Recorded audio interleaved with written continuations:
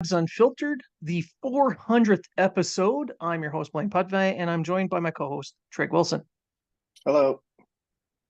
So 400 episodes, that's a pretty big deal Yeah, for us. yeah. It's 390 more than I thought we'd get to. It's true. Especially after we started off as a bi-monthly show. Like we'd start 2 a month. Yeah, and then we were limited on what we could talk about or say or, you know, Very who to unfiltered. chirp on. Very unfiltered. Habs unfiltered, but not really. Yeah. But now we are. We can talk about whatever the hell we want. Yeah. And right now I want to talk about Matt, how much we miss him and wish he was here. Is Matt even alive? I think I've seen pictures of him on the savannah in Africa Is on a is Matt safari. like is Matt like is this gonna be like the new Elvis? Is he dead or is he alive He's our Waldo. and hiding? If anyone out there is listening and you've seen Matt Smith, let us know where he is. Tag us, tag the show. Maybe we can go find him. We'll send a search party. I've seen tweets. He's tweeted. I've seen him send Yes. tweets out. Is it him or is it someone else who's kidnapped him? I don't know. I don't know. Maybe he was kidnapped. I don't know. Maybe, Maybe. maybe he went past the ice wall and found the countries beyond and It's a just trying to get secret. back. All right. So yeah, 400 episodes. It's this is our seventh season. We've I'm I'm really pleased with the way everybody's taken us in and uh, interacted with us over these years. And for this episode, being one of my last ones before maybe even my last one before I take off for the rest of the year, um, I want to talk a little bit about what the Canadiens are going through right now, namely Martin St. Louis and his return, uh, their recent play, the kids, and some other stuff. So why don't we just start it off right off the top with Martin St. Louis' a departure and then his return. So he departed. Nobody knew exactly what it was right off the top. He went back to Connecticut to deal with a family issue. His son was hurt. Yeah, and that's exactly what a father should do. But what I found disconcerting was that there was all these clickbait sites and trying to create rumors and all kinds of bullshit and not leaving this poor guy alone to deal with his family.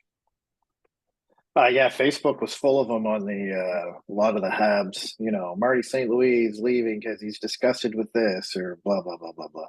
Yeah. The very day he left, David Savard kind of let it slip what the reason was during an interview because he said we're going to try to win this one for his son. Then speculation went to see what it wasn't. I didn't find it too bad.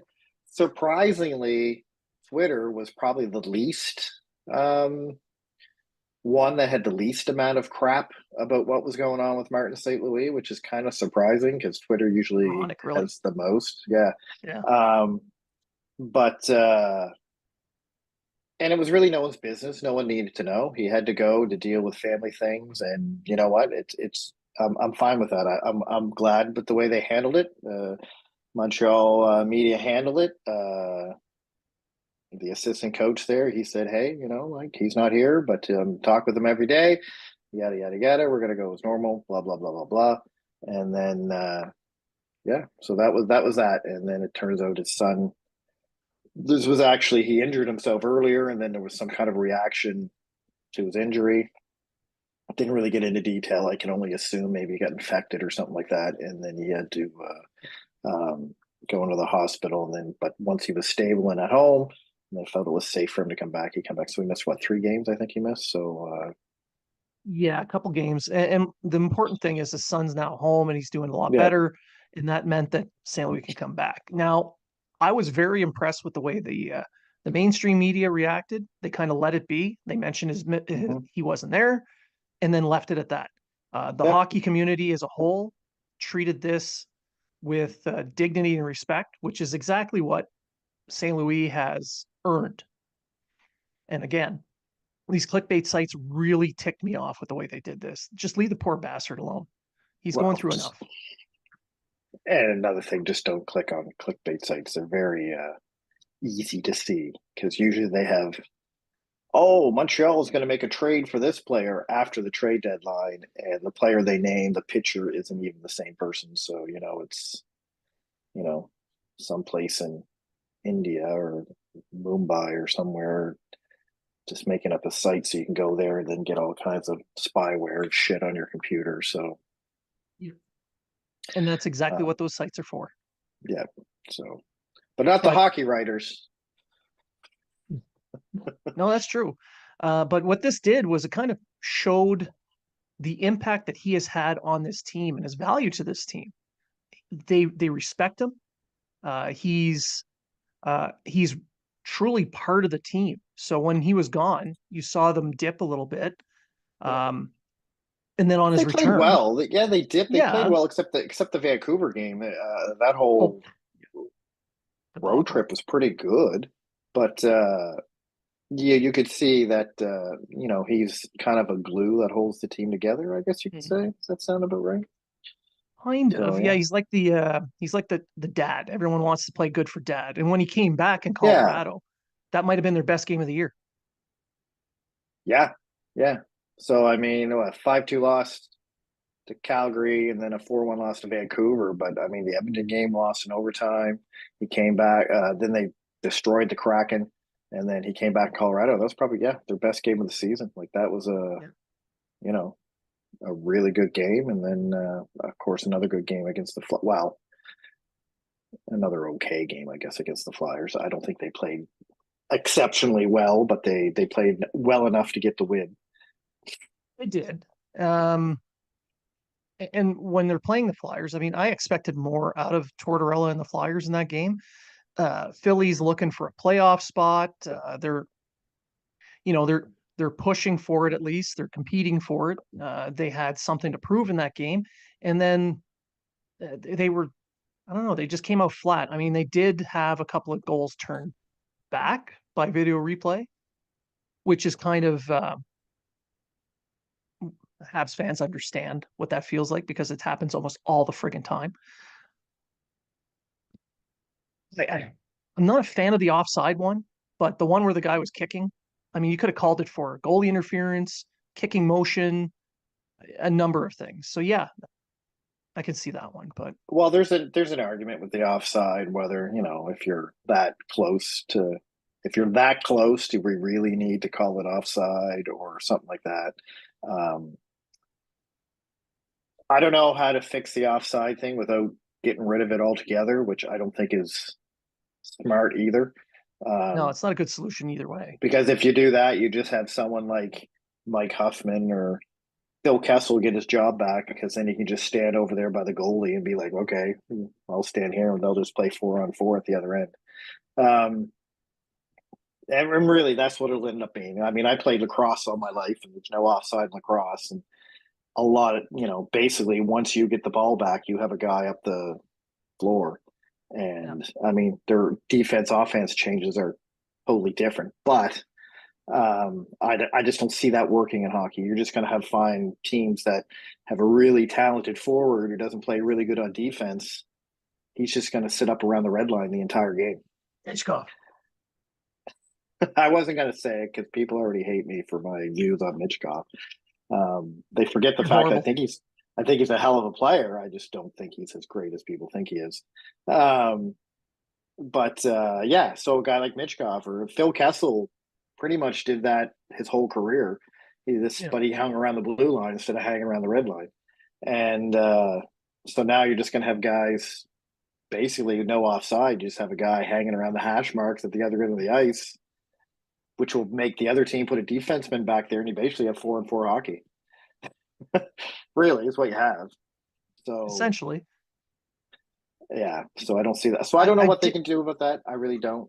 But I don't know if there's anything you can do about that specific one. I think that one's fine. There's no perfect solution to anything, especially in a game like hockey, which is high speed, constant changes.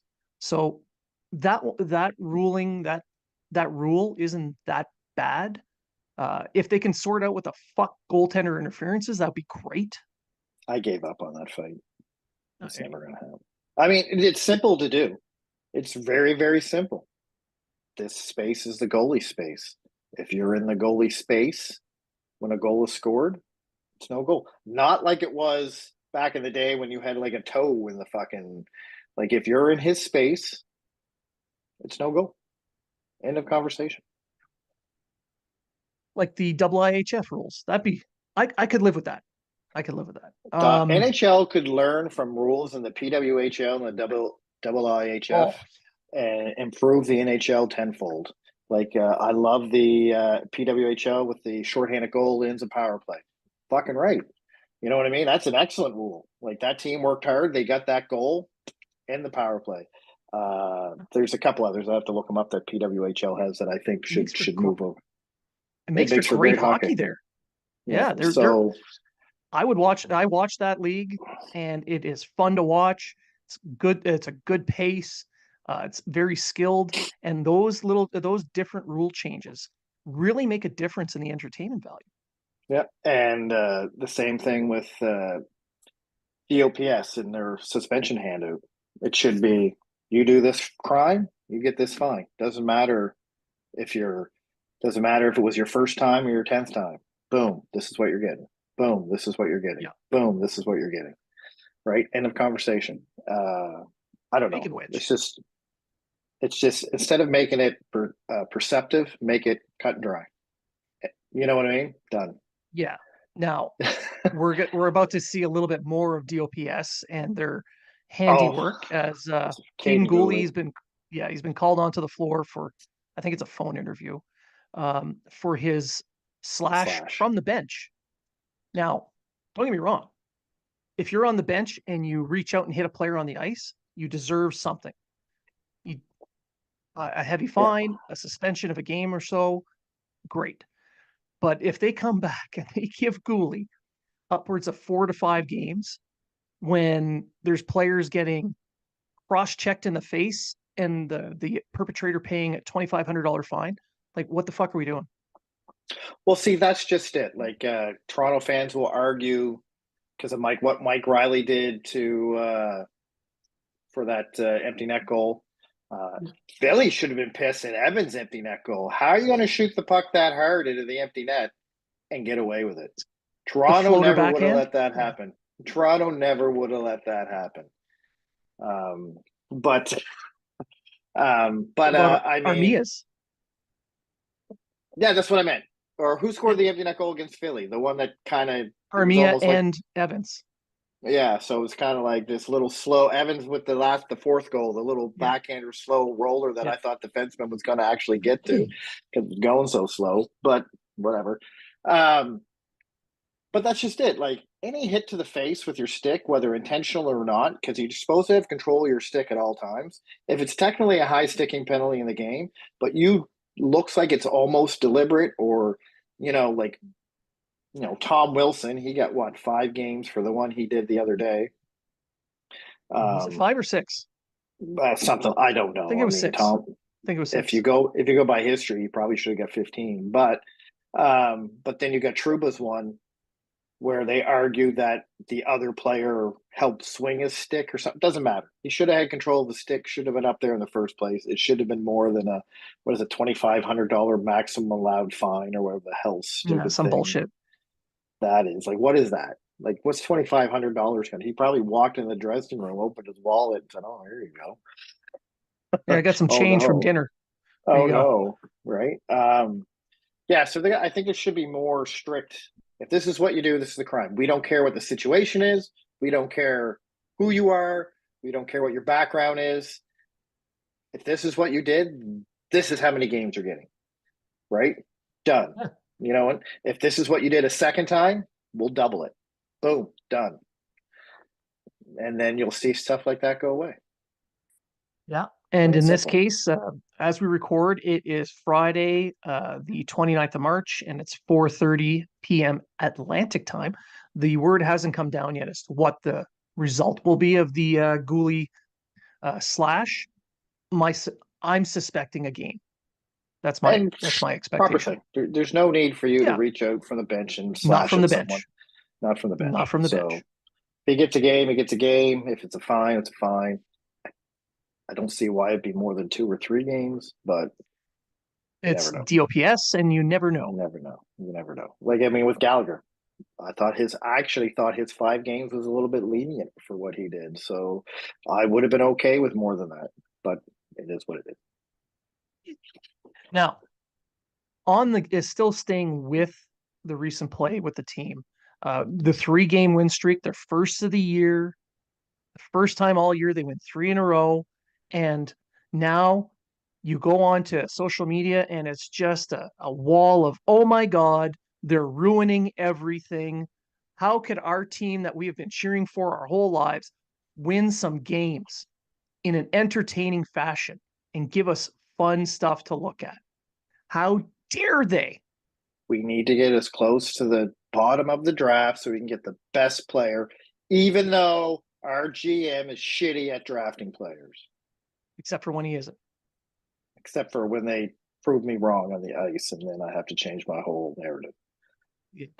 And it's that wall of text is usually from the most vocal, filthy minded, filthy mouthed individuals who've been swearing and yelling up and down since they picked Reinbacher over Mitchkov. Like, it's just, they didn't pick my guy. I can't believe they did that. I And mean, now it's a full hate. they didn't pick my guy either, but I'm not going to cry Yeah. and whine about it. I'm no Pierre Olivier Adrali who goes on friggin' Twitter and pretty much wants to throw a toaster in his friggin' bathtub every time Montreal Canadiens win a game. I mean, Sweet last Jesus. year, last year I could understand wanting to get closer to the top. I understood last year. Like I got it. Yeah.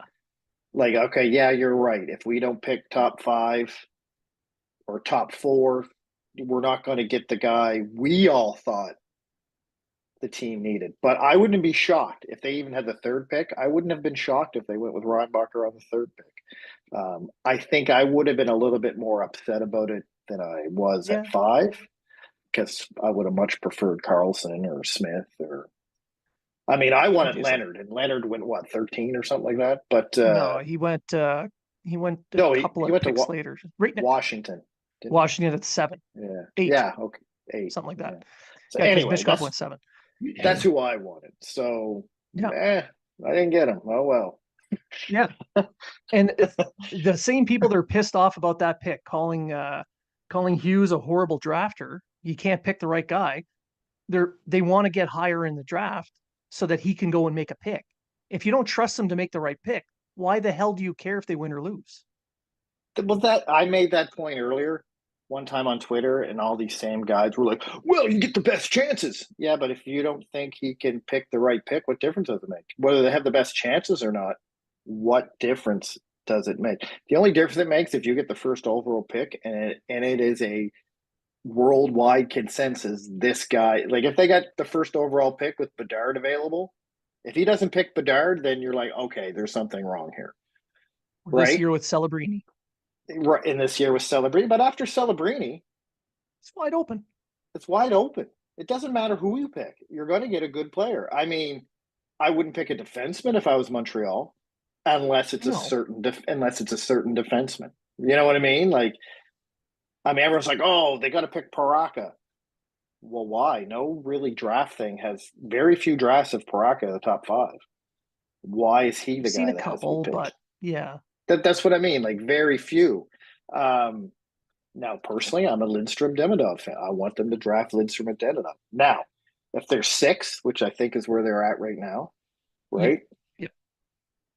You're going to have Sarabini's gone, so you can forget about him. Oh yeah. He's gone at 1. But then you're going to have 3 or 4 defensemen between 1 and 6 being So drafted. Demidov might be gone, might not be gone, Lindstrom probably might will be be, gone, but might not be gone, but the odds of both of them being gone are pretty yeah. slim, right? I mean, it And could even if be it. yeah, and even if they both are, you still have Catton. Berkeley Catton, you still have Cole Iserman, When you still have a Ginlev, you want that. I think a Ginlev's a bit of a reach at 6, but a huge um, reach, but yes. Yeah, he's available You too. have that Finnish guy, Helenius. I think he's a Helenius, center. yeah, he would be a good He, pick there. he's supposed to go. Some think he's going to go in the top 5, top 7. So you're still getting a good forward. This isn't a draft like the Galchenyuk draft when the whole first round was shitty, except Morgan Riley, right? It's No, like I'm a cross check to seriously. the face when you think about it. Yeah, yeah, well, like I'm serious. Like you look at that whole first round. I see what you did there. Yeah. You look at that whole first round, and it wasn't a very good draft. No, and this year's draft is looking solid. It looks like a good, And at it's least in look the at top 10. you're not going. You have maybe one superstar, but then you have 3 or 4 guys that could be superstars. Like you don't have, like in the Bedard draft, you had Bedard, who was the elite guy who's going to change everything. Then you had guys, they're going to be superstars like Carlson and Smith and Fantelli, or they could be. They have the Have that pedigree. potential. They have that potential, and you understood why they went in the top 3 or 5. Um, but I mean, after those 3, I mean, even Smith, I don't know. But after that, it's really just shooting fish in a barrel. Like, just get what you get, and hopefully, and I mean, I know you have everyone comparing Mitchkoff or Reinbacher, but one's a defenseman, one's a forward, one's an offensive minded forward, one's a two-way hybrid defenseman. You can't compare them. They play 2 different styles of hockey. They do 2 different styles that you can't compare them. So if you're And I going to would try to argue, compare them, you're wasting time. that Reinbacher will have a more positive impact on the team winning games than I agree. Mitchkov would have had in Montreal. I agree. And I think if you're looking at a playoff performer, someone to go in the playoffs, and really, I think Reinbacher is going to be more impactful in the playoffs, whether he scores or not. Um, I think Mitchkoff will get you out of your seat. I think Mitchkoff will be exciting to watch. I don't think Mitchkoff's going to win you a Stanley Cup. Probably not. He's the kind of player that you add to a team that has all those playoff type guys, those bruisers, the big heavy guys who can play a heavy game, and he can kind of dart in and out. Now, Philly might have more of that than Montreal does, which Yeah, makes well, perfect sense Philly. why they take the chance. I mean, Philly's a rebuilding team that's battling for a playoff spot right now when no one expected them to. So I think a lot of has to do with Torts. But I'll be interested to see how Mitchkov plays under Torts if he's there and when he I don't shows think up he in three does. years. I'm just saying they better come up with a good I don't think he excuse to. will. They better come up with a good excuse to fire Yeah. Torts if the team keeps playing the way they are. You Now, know what I'm saying? Like, because if yeah. Mitchcock doesn't play defense, he's not playing for Torts. Now, the big talk on that is the whole Russian aspect, right? And they just got their Russian goalie back, They did, the one they drafted 10 years ago. which they didn't think they'd get, and you Yeah. know, uh, and maybe Mitchkov will come over early. I mean, he's under contract, so it's probably not. But Well, it took the Flyers arguing with the IIHF to get his contract revoked from the KHL because they proved that he had signed with them first. Now, right, you want to talk Russian factor? That's the shit that people are talking about with the Russian factor. It's not that, oh, they're Russian, they don't want to come, or the transfer agreements. No, no, no.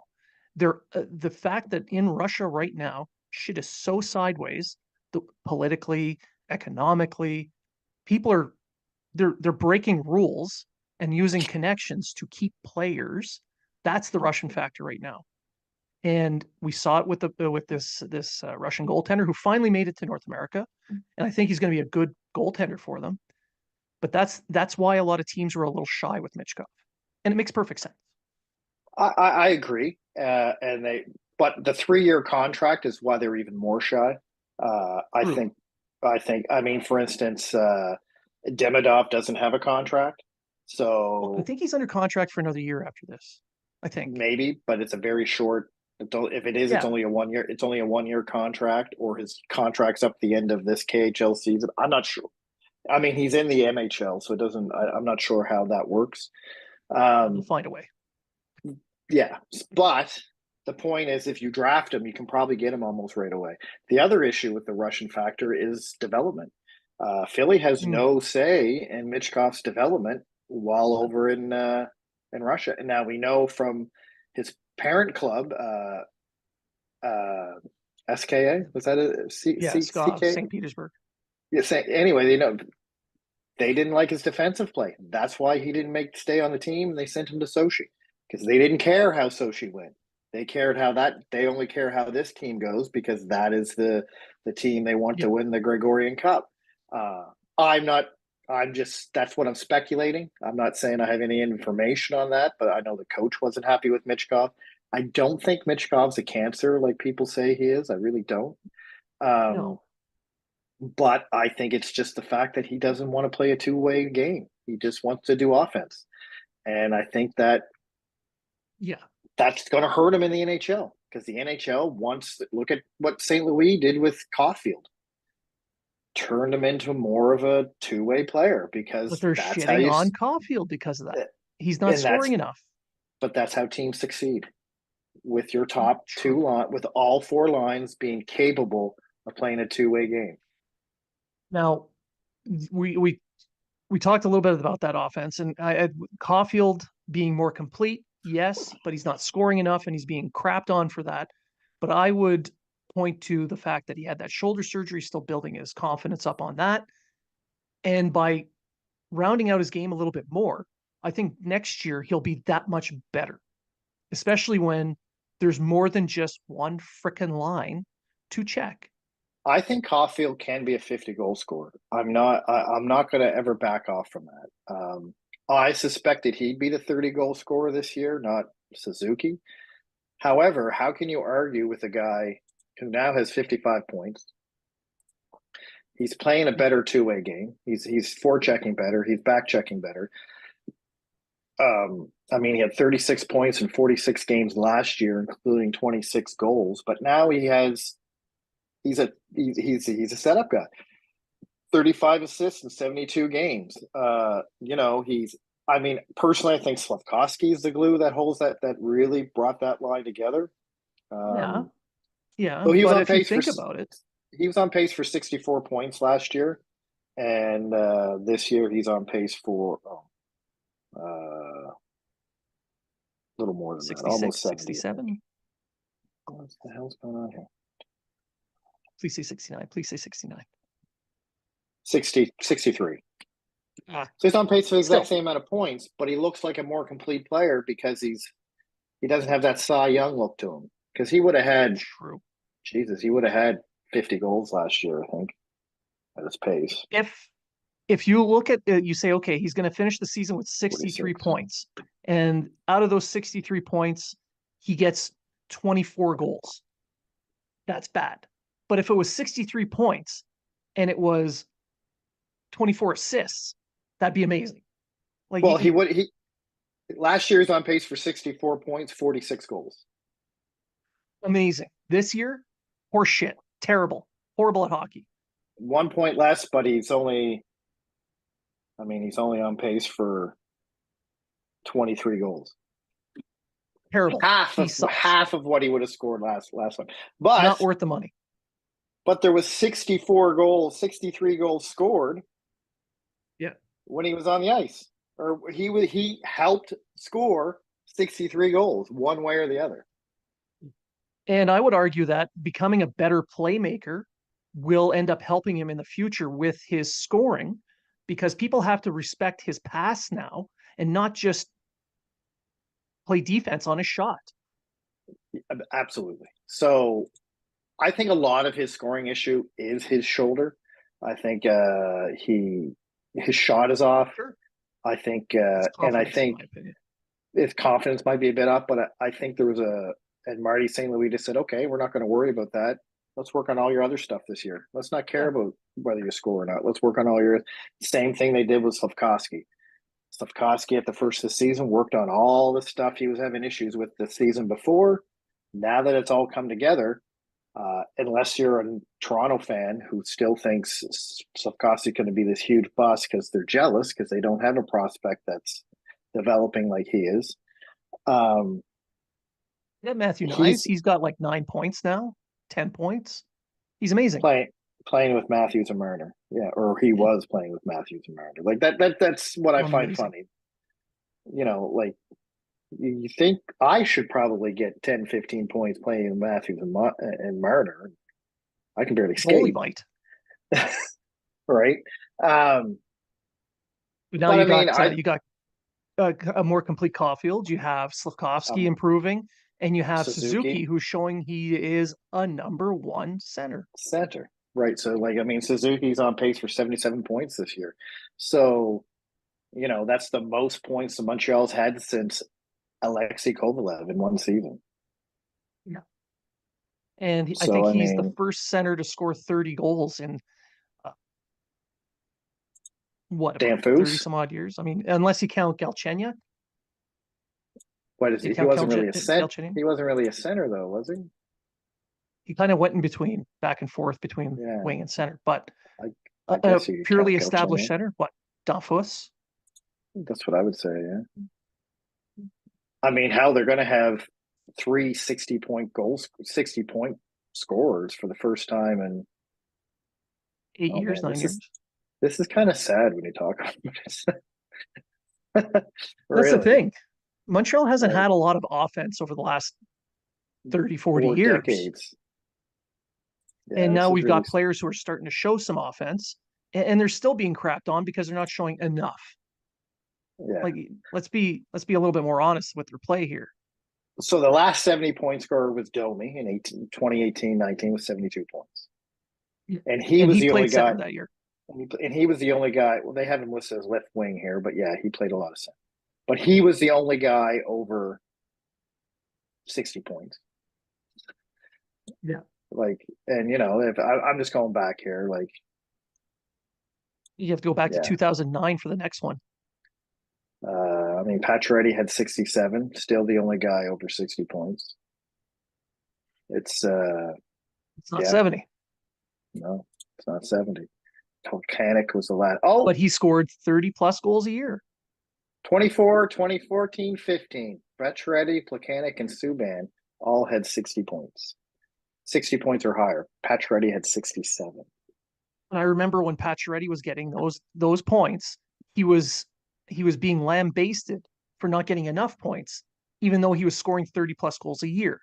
Yeah, Now you have a forward, another winger who's being lambasted for getting a lot of points, but not enough goals. Like it's just not.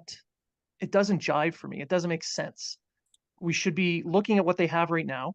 They're giving up some draft positions in overall.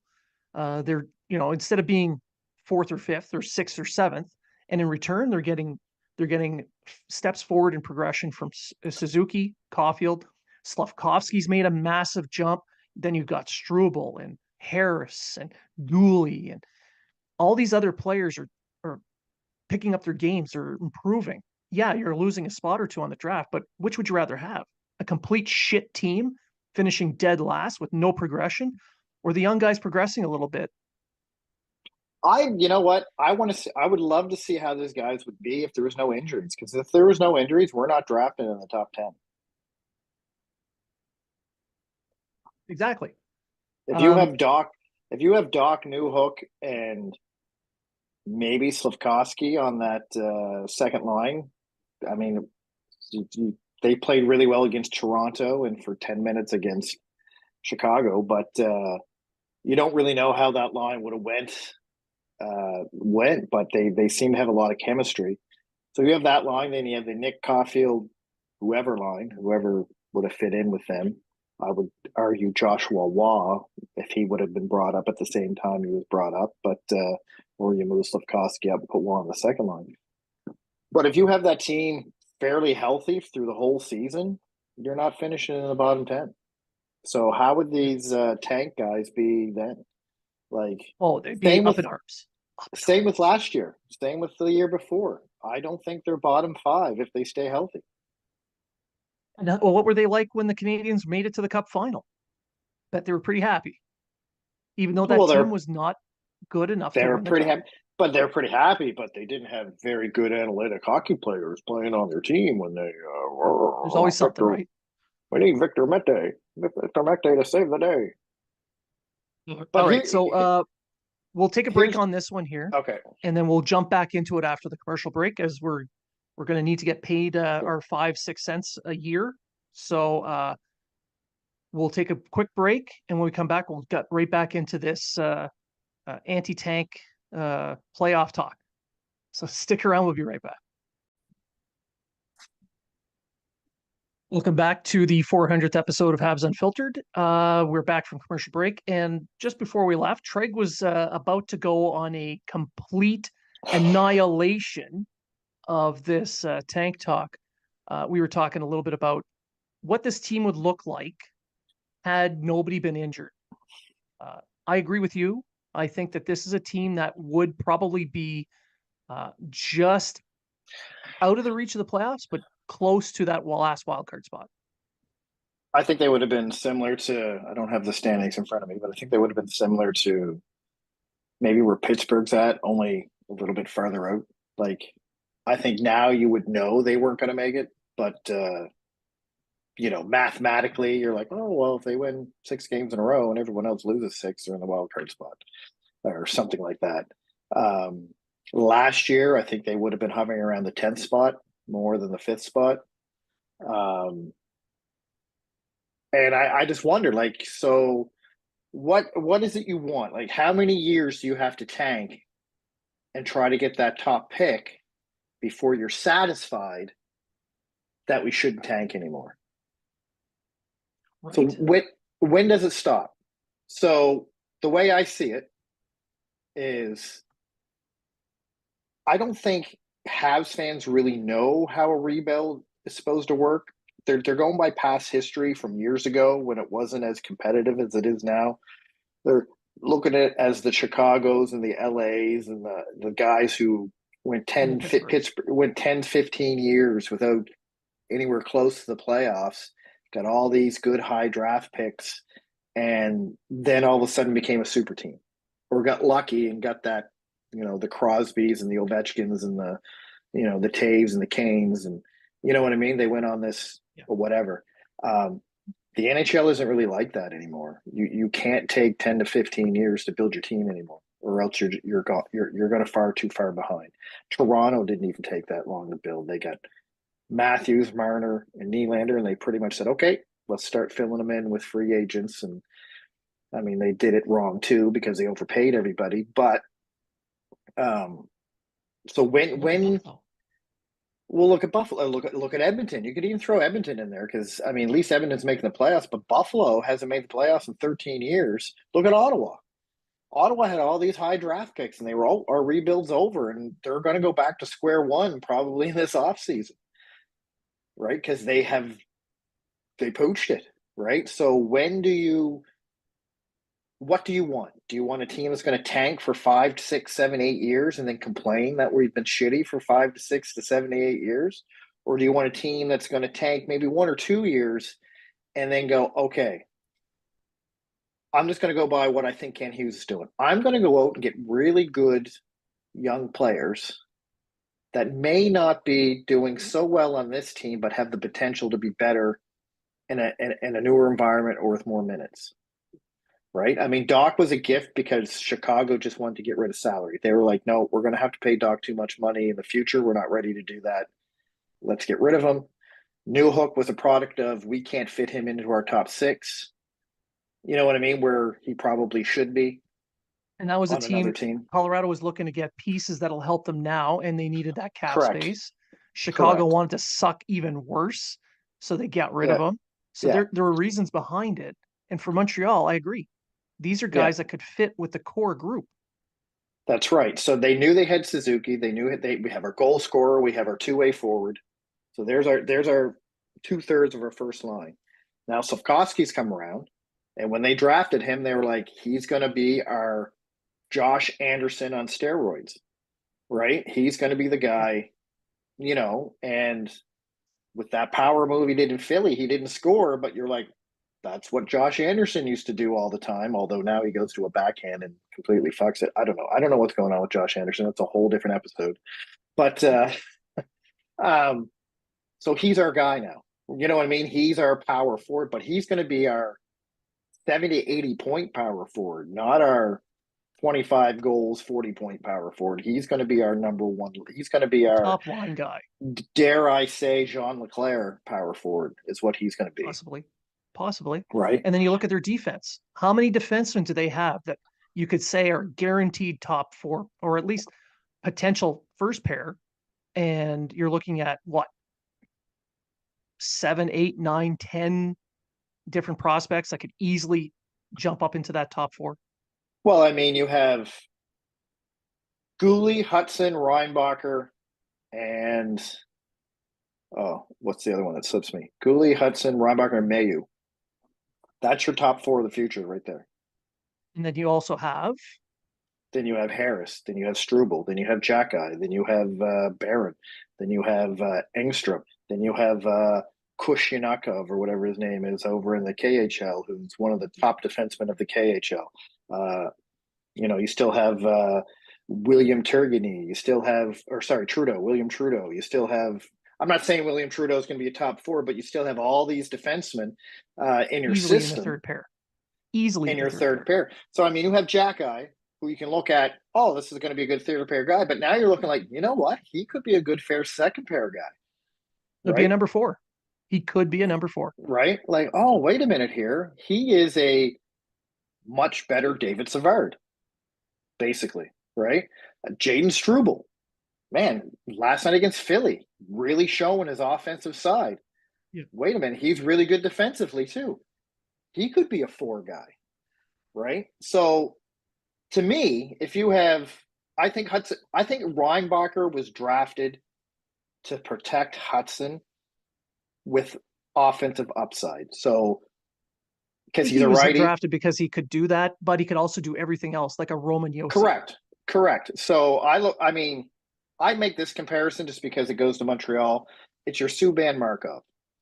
Yeah. You have the two-way defenseman who can put points up, who can run a power play, but is very, very good defensively. And then you have your offensive defenseman who is okay defensively. He makes some good plays, but he's more offensively minded. I think Lane Hudson's going to be a better two-way defenseman than Subban, and that's not taken away from Subban. From what I've seen, Hudson really isn't that bad in his own end. He's just small. I mean, he's not as small now. He's 5'10" now. He's 5'10" now. So, but yeah, maybe he'll be 5'14" by the time he makes it. But but I saw on Twitter just yesterday someone saying, "Oh, this Lane Hudson is garbage. He's your next Subban," and I'm reading this going, how is that an insult? I mean, I was never happy with the way Subban played defense. Don't get me wrong. I didn't like Subban in his own end. He's an NHL defenseman. But it didn't matter. You didn't need Subban to be the best defenseman on the ice. That's why he had points. That's why he had Josh George, Alexei Emelin, and Andrei Markov always paired with him, because you didn't have to worry when they were there. Exactly. Right? Reinbacher, you don't have to worry if Hudson pitches in and all of a sudden it doesn't go his way. You don't have to worry because you have a pretty skilled defenseman back there. Same with Gooley and Mayu. You're going to pair, I think if they pair Gooley and Mayu up, you have Gooley, very good two-way defenseman that's responsible at both ends. And then you have who I think is going to be a tremendous offensive defenseman in Logan Mayu. I think Logan Mayu. He could be. I think Bergevin knew what he was picking. Maybe made the wrong year to pick him in the wrong situation. Probably cost him his job, but this guy, I mean, what he's doing in the AHL right now is he's breaking records. So now, will that go to the NHL? Will that play? We don't know. We don't know. Reinbacher had an okay year in Colton. Some say he had a very good year if you really look at the underlay numbers and really take the whole situation in consideration.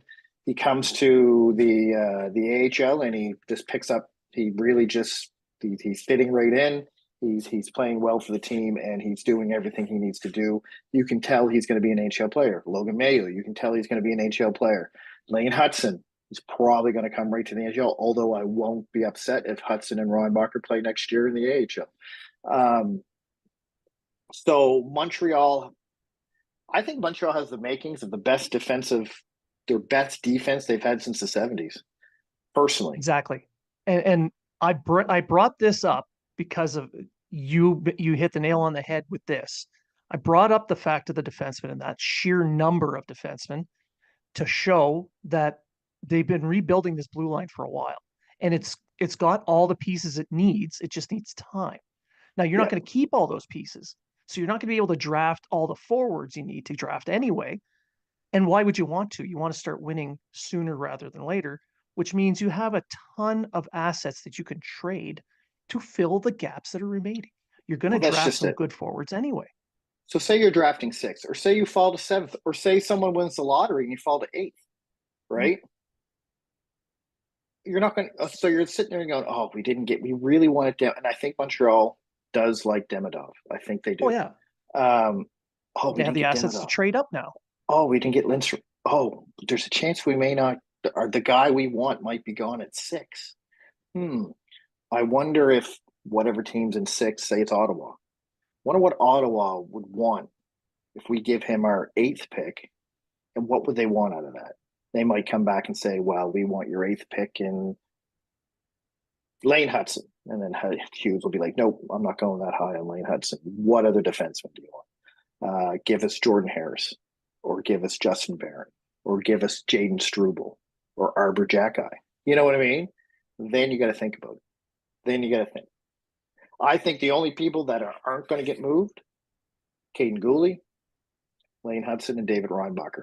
I think everybody else is on the table. And I think Mayu would have to be unless you're getting a second or third overall pick, I don't think they're going to give up on Mayo that quick either. That might be, some people say, oh, I would never give, no one's going to offer that. I'm just saying, unless someone comes out and says, we'll give you Sarabini. You notice that in all of this, we haven't even mentioned Mike Matheson. Like I he's still there. He is still he highly he's still valued. there. He's still highly valued, but I would rather see what Lane Hudson's going to do at a professional level before Yes. I turf Mike Matheson. But my point is, you're looking a few years down the line. Who's going to be the likely player traded? Lane Hudson or a Mike Matheson? Oh, Mike Clearly, Matheson. it's Mike Mike Matheson could be traded by next year's trade deadline. If Lane to a team that Hudson wants to make the if playoffs if or move Lane up. Hudson hits the NHL and he's the Lane Hudson of the NCAA, you have no Yeah, use for Mike Matheson. You exactly. have absolutely no use for Mike Matheson. And I know some people are pushing for Mike Matheson to be traded now. I'm not against that. I'm not against it. I really not, Depending on what because they I'm get. like, depending on what they get. But I'm one of those guys. I'd rather see what I have to replace him, because if I can't replace Mike Matheson, then I just lost a step. I just went back a step on my development of a Also, defenseman. if you want someone to be able to replace him or do the things that he is doing now, who better to mentor that player than Mike Then Matheson? Mike Matheson, and that's my hope. Yeah, it may make Lane Hudson play third pairing minutes or whatever, but I don't care. That I don't. In his first 2 years, I don't care. Like, I'm not looking for a Norris Trophy winner right out of the gate. But if you really look at the overall makeup of this team when healthy, especially with Joshua Waugh playing the way he did in the NHL, Lane Hudson with the possible going right into the NHL, the way Logan Mayhew's developing in the AHL, the way Slavkovsky has stepped up his game, there are only one or two players out of being a playoff team. Well, you think about it, even just this year, Doc, Joshua Waugh, uh, Christian Dvorak, those three, that's an entire line right Mm-hmm. there. You could, or two centers and a top nine forward with what they have with New Hook and the way everyone else is playing. How much closer to the playoffs would they be? They'd be a lot fucking closer. So imagine you have Nick next year, you go into the Suzuki Caulfield Softy, and say for some reason they go off the friggin' stanchions and pick Yakmachak or whatever his name is, or whatever, some defenseman Yeah, that Remchuk, yeah. Yeah, right. Say they pick him for some odd reason. Kent Hughes is like, you know what? I fucking love defensemen. I'm just picking defensemen. Every draft, every first round, I'm going with the defenseman. Don't give a shit. Put my sunglasses on and sit back with my hat tilted. And, you know, No regrets. no regrets. No regrets. And then, but then you have Newhook, Doc. I would say Waugh. I think Waugh would earn that spot at the start of the season, right? Good, yeah. Your third line's Dvorak, Anderson, and Gallagher. That's not a bad third line considering. Expensive, but not bad. Or it's and then you have Armia, Evans, and Pizzetta or whoever they put. You have your first two lines. You have two lines now, right? Because Newhook's proven he's going to be, you know, exactly what they thought he was going to be. We all know Doc, if he can stay healthy, he's going to be exactly what he thought he was going to be. You have this top line where all three players have the potential to be 70 to 80 point scorers. And then you're going to have all this offense coming from the back end with your Hudsons and your Mathesons and your Ghoulies and your Jackeyes and your Mayus and your look, all this offense that's going to help build. Like, do you think it's a coincidence that we're getting all this offense from the defense and all of a sudden the offense of Montreal's offense is moving up, even though it's still shitty, right? But it's shitty because you lost Newhook for half the season. You lost Doc for all of this. You have one line. But that one line is dominating for the Montreal Canadiens in point wise. We haven't seen a line like this in in all honesty, because I was just looking back, we haven't seen a line like this since the Pacioretty Desharnais days when they were. And say what you want about Desharnais, he was the perfect center for Pacioretty. Not to mention that line was on a team that did not make the playoffs, and it was a team that only had one line. So all the defenses keyed in on them, and they were still productive. Same as the line we're seeing right now, the Suzuki line right now. You put a second line out there with those guys, and that forces teams to kind of split their defensive coverage, Yeah. which opens up ice for both lines. That's the whole point of depth. Yep. And that's what we've always argued about Montreal. They didn't have injuries piled up. Oh, we're sucking. We don't have the depth to fill in the injuries. We don't have it. But now we're getting it. Now, especially on defense. So on defense, now one gets injured. It's like, oh, well, we'll just play this guy more. Oh, well, we'll just play this guy more. Oh, we'll bring this guy up from the AHL. And look at Struble. Oh, Struble, we're going to bring up from the AHL. You're probably not going to stay long. Yada, yada, yada. Whole shit. This guy's playing really well. Jackeye, we're going to send you down to work on stuff because he's playing really well. We know what you can do. We just want you to improve on this, this, and this. Roger out. He goes down. Another comes back up, and he's a totally different player.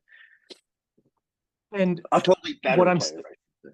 And what we're seeing now, the first couple of years of the rebuild, the team was completely decimated with injuries. Only Nick Suzuki played every single game in either of those years.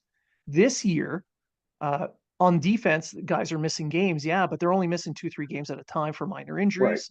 Right. There's been some devastating injuries with Doc and Newhook, but you have Suzuki, Caulfield, Slafkovsky up front. I think Matheson as well on defense have played every single game this year. So is Jacob. And you have other guys who've been available almost every game this year anyway, as healthy scratches or whatever. So while the bad luck of injuries is still there, it's nowhere near what it was, which is improving the team on that. Well, I'm looking at it now. They have 8 players that are going to play over 70 games. Gallagher, Anderson, Gooley, Evans, Slafkovsky, Matheson, Caulfield, and Suzuki. They're all going to. Gallagher has 67. So he had a 5-game suspension. So he would have played every game if he didn't have the suspension so far. Anderson and Gooley have played 68, and then the other top 5 have all played every game. Compare that to last year. 2 guys over 70. You had 2 guys over 70, and only 1 guy played every game, Suzuki and Kovacevic. Anderson played 69. Way to go, buddy. Nice. Very nice. Nice. And the year before that, you had 3 guys over 3 guys over 70 games. Suzuki, Romanov, and Evans. And 2 and right then, at. And but you still had Huffman, Caulfield, Petrie, and Anderson 67, 68, 69. So you had 10 guys over 60. So you had 10 guys who the most they missed was 22 games. And then it just went Yeah, down from there. that's a team. That's a team that year played it had 41 players on the fucking roster over that entire Yeah. season. I mean, there's only So been that tells you 33, something. and there's only been 33 this year, and last year there was 39. So It's improvement. that played at least one game Yeah, with Montreal. But I mean, it's the devastation of the injuries this year. It's not so much the amount. It's Doc gone for a season, yeah. Newhook gone for pretty much half a season, Dvorak gone for almost the whole season. I mean, it looks like he may be back for the few games at the end here.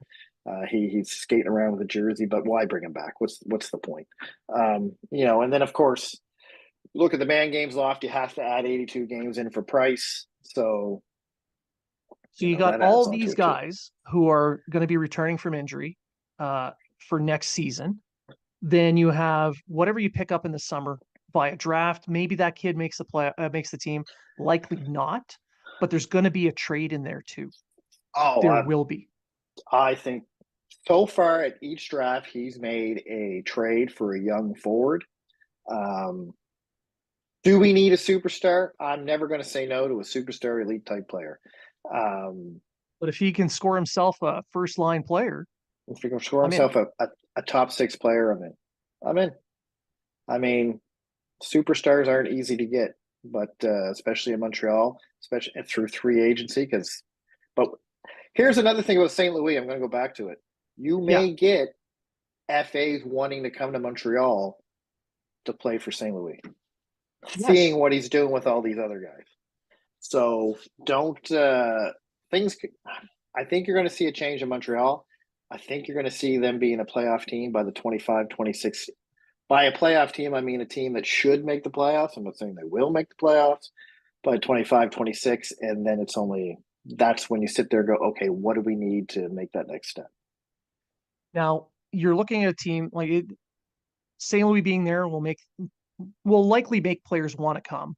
Uh, Hughes is drafting players who can handle being in the Montreal market. I wrote about that in the Hockey Writers. And in 2 years' time, the Canadiens are going to have $49 million available, likely more closer to 20 just to sign one guy. And that year, you're going to have a few big name players who are available on the free agent market, looking for a payday, looking for a good place to play. They'll look at Montreal and say that's a possibility. They have the money. They have a team that's on the rise. I like the atmosphere that's around them. They seem to have fun. Maybe I'll go there. So that's kind of where I think they're going with this, with the rebuild, because drafting a superstar, I don't think is going to happen for them. Trading for one, I don't think is going to happen for them. I think what they're going to have to do is what the Rangers did with Panarin, and that's sign one. But Panarin wanted to go to the Rangers too, so He did, but they had to but sign him. I see what you're saying. I'm just throwing that Yeah, caveat in because I know I'm going to hear that on Twitter. true. Oh, but the Panarin and Fox wanted the Rangers. They were handed to him. Well, he wanted the Rangers, but he didn't want them to not pay him what he was going to get paid somewhere else either. Right. He was going to go somewhere Um, else. so I do believe you're going to see players that are going to get paid more than Suzuki and Caulfield in the near future. But Montreal got to be careful too because you have Gooley and Slavkovsky and a lot of these guys' contracts are coming up in the next couple of years, and they're going to need to fork out money for that. And I have no issue right now saying I have no issue with Slavkovsky getting an $8 million contract on his next contract. I mean, you can use Svechnikov as a comparable, and that would still keep him underneath Yeah, Suzuki and Caulfield, but at the very least equal to them.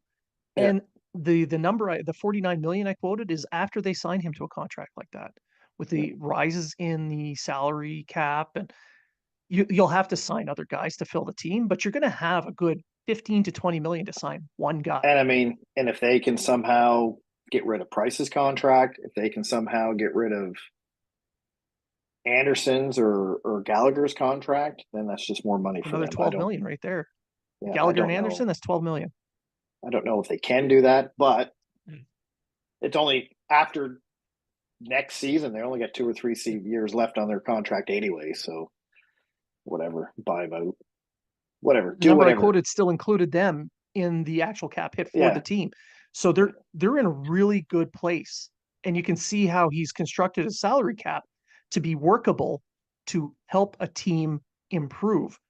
That's a huge part of a rebuild that other teams, like you mentioned, Toronto, Buffalo, like they're all missing on the rebuild because they're lacking in one area. Whereas Hughes, it shows that he's actually planning for it. Whether he hits the mark or he screws up at any of them, that's still to be seen. But you can see his plan includes all those aspects. Yeah, I mean, he's built a defensive core. Like I said, that could be one of the best defensive cores they had since the 70s. Could be. The goaltending depth now, with the way Montembeault and Primo have been playing, now that Allen's gone, Jacob Fowler, that Russian, that Volholkin guy over in Russia. Um, and we're not even talking about Dubish in the AHL, who completely turned his game around. Um, so, I mean, now you're looking at like, man, now we have 1, 2, 3, 4, 5 goalies that all have starter NHL potential. What are we going to do here? Now, I don't think, personally, I don't think Montembeault and Primo are the goalies of the future. Oh, but they're the goalies for now, and they're the goalies for the They're, next 3-4 they're goalies years. for now, but they're the goalies that are going to be there until, say, the Fowlers and the Dobish and the Volholkins are ready to. Yeah. I want to see how Volholkin does in the KHL before I really make a statement about him. But And there's no rush to get him either. I and mean, there's no rush to get him. You look at that Philly Russian goalie. Forget his name. Oh, it's all over Twitter right now. So it Yeah. should be. Well, whatever his name is, comrade goaltender. Oh, They took what 8-9 years before he showed up. Fedotov. Yeah. So if it takes 8-9 years before Volkin shows up, that's fine. Whatever. No one's banking on goalies showing up within a year or two. No, and goalies. I mean, unless you're Carey Price or uh, no, I don't want to say his name, Marc but Andre Fleury. You Marc have to Andre be as a Fleury or something like yeah, that. You're 25, 26 before you really start yeah. getting not 22, 23, which they were when they first got into the NHL. But Well, they were generational goaltenders. Like correct, that's yeah, what it takes now. yeah, yeah. And really, goaltending in the NHL right now is at a low. It's hard for you to look around and pick one goalie where you're like, this guy's head and shoulders above the other guy, because you're kind of like, they're all kind of okay. Hellebuck maybe, Shesterkin Yeah, I would maybe. say he's the leading candidate for top goalie. Yeah, Shesterkin. But I'm just saying, like years, like back in our day, there was the Waz, the Brodeurs, and the Hassicks, and the Balfours, You don't right? say. These youngins don't understand. They don't understand. Back in our day, Barry Lemieux carried 7 guys down the ice on his back and scored a hat trick with one shot. The puck split in 3.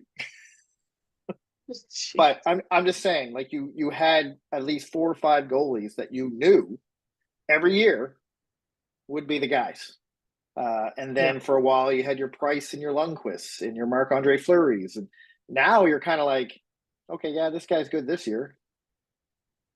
He's not so great next year. Or he wasn't so great the year before. You know what I mean? Like there's no right now, and I'm not saying these goalies won't be. Right now, to me, there's no goalie that shines out to me like he's the guy.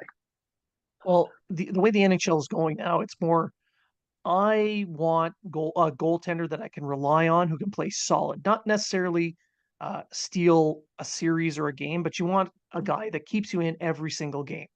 And you're going He's to not going to rely lose a game. on, yeah, you're going to rely on your forwards to score those goals for you so you can win because that's where you're putting most of your money anyway. So you Yeah. want your big investments to produce, especially in the playoffs, which some teams can't seem to get. But then you have a team like Edmonton who does get the production in the playoffs, but their defense and goaltending is so lousy that it doesn't matter. And that's where those two teams are. That's what they have to improve. I think Edmonton did. I still think their goaltending sus. I think Toronto did. I still think their goaltending's kind of suspect, and I don't think they have the forward depth. But who knows? Who knows? Exactly. Who Now, knows? But Montreal is building a complete team. They're sitting there saying, okay, we have guys. We have our top 6, right? Now we have guys we can plug into our bottoms. Like now we have like Beck, who's going to be a great probably 3C. You know what I mean? We have let me look over here. Philip Massar and Sean Farrell that they're hoping could be top nine, but they're going to make really excellent bottom lines that can fill in that top nine. Like they have depth that they can go in there and say, okay, oh no, Doc's injured. That's okay. Beck can fill in for him. You know, you don't have Christian Dvorak uh, uh, uh, anchor in the second line. And they've got all the pieces now coming up. You've got guys like you mentioned, Beck. I mean, they've got the depth players, they've got those depth pieces that they need a little bit of time to develop these guys. So they're going to be having filler in the meantime. So, like you mentioned, the timeline for this team to be really good is going to take a couple more years. And that's when the cap is available. That's when they're going to have um, and they've stockpiled assets, so they're going to be in a good position to make the trades they need to make to fill the holes and sign the players they want to sign. So we're yeah, uh sucking this year sucks. Winning a few games near the end of the year to drop down from like fifth to sixth is It's not going to not matter. that big a fucking deal. It's not. I'm It's not not the end of sitting. the world, I'm not throwing my toaster in the tub over it. especially when they're winning the games because the young guys on the team that you've drafted recently are performing. But see, here's the thing. So the narrative is changing now to, oh, Cole Caulfield, Sebastian Sugi are doing well, but they still lost. That's exactly what I want. Yeah, Oh what yeah. I want Montebo and Primo to do well. I want Gooley and Jackeye and Harrison Struble to do well. So if they all do well, you're going to win. That's just the way Isn't it this is, exactly what they wanted the start of the year anyway? right? You know, like I mean, Uh, the narrative at the start of the year was two goalies are stealing too many games. We got to trade all our goalies. What the kind of fucking stupid logic is that? Like, I don't think it is I'm logic. sorry, you know, like just and people got to stop getting upset because the player they wanted wasn't drafted. Right? There is a reason people are. Every team has a draft list, and it's not going to look anything like yours because teams go best player available and drafting for need kind of are the same thing because teams draft the best player available based on the need they have for the team. Like, unless it's a can't miss best player available, unless it's a can't miss guy, you're like, well, I have to draft this guy because, you know, this is good. This guy's going to be a star, right? And Yeah. you already know this. But I mean, And like, when we go to games, we go live, we talk to the scouts that are there. They're not looking at the players you think they're looking at, no, and they don't like the players you think they should like. There's reasons why they're looking elsewhere because they talk to the coaches, they talk to the parents, they talk to other people. there's a reason Grant McKegg kind of knows who Montreal's going to draft before He everyone talks to knows other who Montreal's scouts. because he talks to other scouts. He talks to other, you know, and they're like, oh, well, we don't like this guy because of this, or we really like this guy because of that. Uh, Yada, yada, yada. You know what I mean? Whatever. And he The guy's listens not to a them. fit for us. He's That not a kind of fit shit. for us. And people got to realize that. People got to realize when you're drafting a player, unless he's a special player, you're not just drafting him because, oh, well, he has the best offensive skill right now to pick, but you know what? He has the exact same skill as this guy who's already on our team. Don't Where is draft he in a going to fit vacuum. in? Where are we going to fit him in? You know what I mean? Yeah, Like he can't play in our top six. So we're wasting him on our bottom six, right? And we're going to eventually end up trading him away. So, but we can draft this guy because he's going to end up in our top four defense. And we need a right-handed defenseman in our top four, and we need a guy that's going to complement this guy because we think this guy is going to be our star. You know what? To us, that's the best player available. exactly. That's how that works, and people don't understand that. They just look at a stat sheet and go, "Oh, well, this guy's the better player."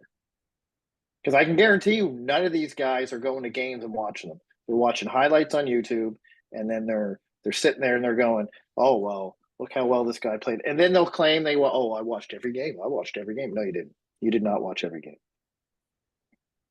Nobody does. No, you watched a couple of highlight reels and maybe you watched them on TV three, Yeah, four times. maybe. No, nobody watches every game No. of every player. It just doesn't happen. There's a reason But why this year my draft list is not existent because I've only really watched a handful of players, and they were the ones that I was asked to watch. So I'm not going to put a list together because I'm too busy doing my day job right now. So I can't I'm, go watch 15, 20 games. I mean, I have a list that I do on my own that I think the way I would like the draft to go. It doesn't look like a lot of other guys, and it does look like some other guys, and it's just that's just how it is. But guaranteed at in Vegas, when those NHL GMs sit down, every one of their lists is going to look different than every other scouting list. It's just the way it is. Because when they Yeah. send scouts out to scout, they don't go, "You go out and find me the best player available." They go, "Okay, this is what our team needs, right? A, B, C, and D. This is the priority. Go scout. If you're going to go watch this game, watch for that in the players. And we like this guy, this guy, this guy, this guy on Oshawa. So go watch. You know what I mean? And then the scout's going to come back and say, forget about this guy. This guy has potential. This guy here checks all the boxes. That's how it works. That's how scouting works. No, we don't make the rules. All right, so we don't have a lot of time left. We only have a couple of minutes, so we don't really have time for any final thoughts. But do you have a final dad joke I don't have any dad jokes anymore. or My thought of new the day? calendar, my new calendar is history. It's history stuff. Ooh, The family got sick of me saying dad jokes. So on this day in 1974, farmers discovered the Terracotta Army, a collection of 3,000 terracotta soldiers from the 209 BCE and Shanxi, China. That happened today. years ago. Also, this day in 1974, the Philadelphia Flyers were on their way to winning the Stanley Cup. Ooh. Just throwing that out there. All right. So for me, I just want to say thank you to everyone again for tuning in. Thank you for listening, interacting with us, sending the emails and the comments. We really do appreciate it. I'm unfortunately going to be gone for the next 7-ish months. I No might one's be going on to one more miss you. show. I mean, we'll all miss you. No, because Matt is going to come back. Where's Waldo is going to be found and brought back. And the two of you are going to put on amazing shows while I'm gone. And on the third day, he rose. Actually, it was the second day, but I don't know why people still say third day. But anyway, whatever. Matt took an extra day off. That's all. So again, I just want to thank everyone for listening. And remember, if you're talking about